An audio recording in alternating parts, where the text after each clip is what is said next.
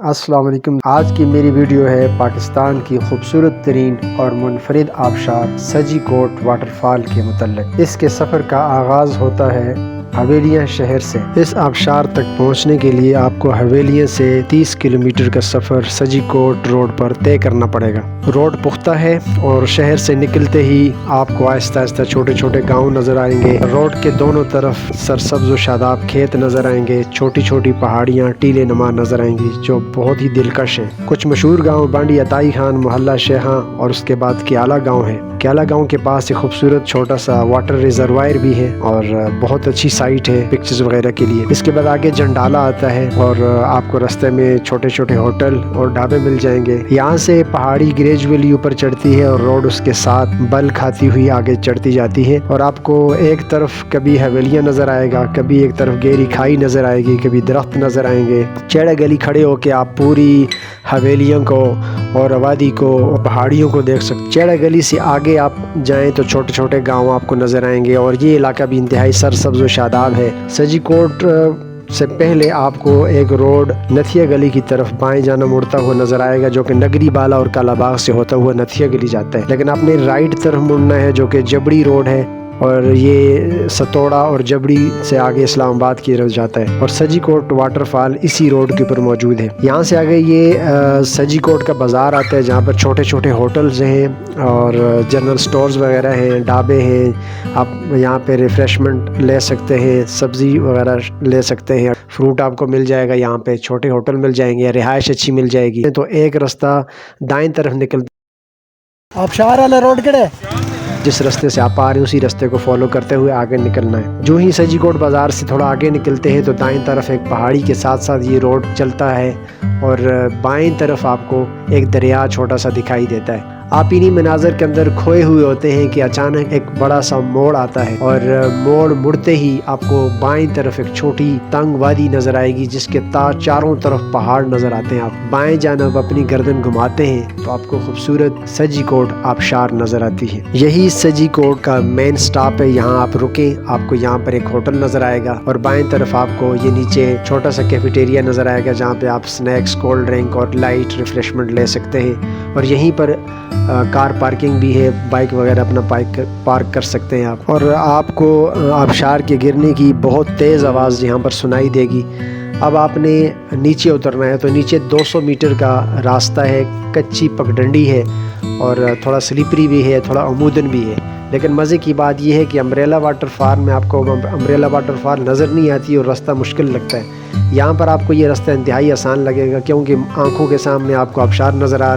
رہی ہوتی ہے اور دوسری طرف آپ کو آبشار کی آواز سنائی دیتی ہے، تو آپ اچانک دیکھیں گے کہ آپ نیچے آبشار کے پاس پہنچ گئے ہیں۔ آبشار کی لوکیشن کی بات کریں تو سجی کوٹ سے جو دریا مشرق کی جانب کو بہتا ہے، مغرب سے مشرق کی جانب بہتا ہے،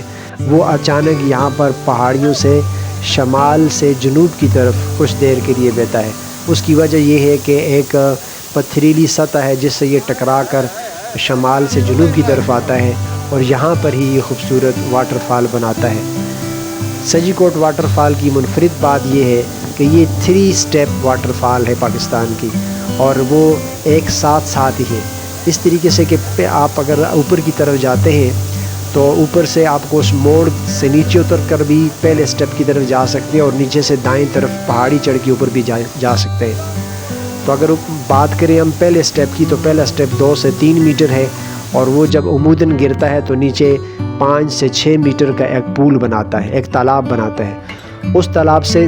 پانی اب سیکنڈ سٹیپ کی طرف جاتا ہے جو کہ بالکل لیٹی ہوئی آبشار لگتی ہے اور وہ 7 سے 10 میٹر آبشار ہے جو پتھریلی سطح سے بالکل نیچے گر کر ایک سلائیڈ بناتی ہوئی ایک بڑا سا پاؤنڈ نیچے بڑا تالاب بناتی ہے جو کہ 10 میٹر کا تالاب ہے۔ اب اسی 10 میٹر کے تالاب کے بعد تیسرا سٹیپ سٹارٹ ہوتا ہے اور وہ پہاڑی جو عمودن ڈیلوان سطح ہے اس کی، یعنی پہاڑی کی آخری سطح عمودن اس کا جو فیس ہے وہ یہاں سے سٹارٹ ہوتا ہے۔ جب وہ پہاڑی کی سطح ختم ہوتی ہے تو وہاں سے یہ آبشار گرنا شروع ہو جاتی ہے، لیکن گرتے ہوئے یہ 2 حصوں کے اندر بٹتی ہے اور یہ 18 سے 20 میٹر نیچے گرتی ہے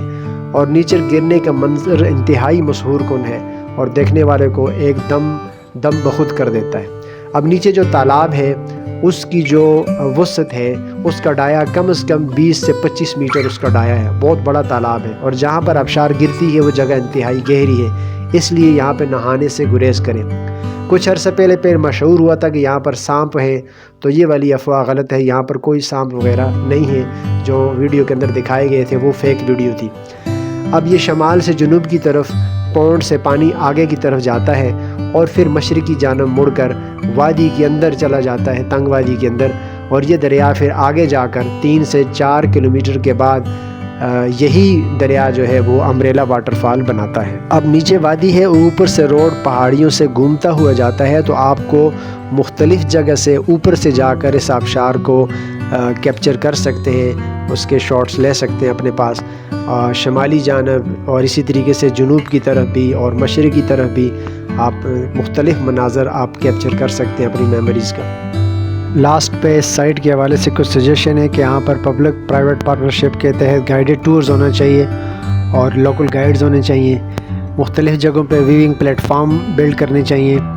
اور اسی طریقے سے ٹریلز اینڈ واک ویز ہوں،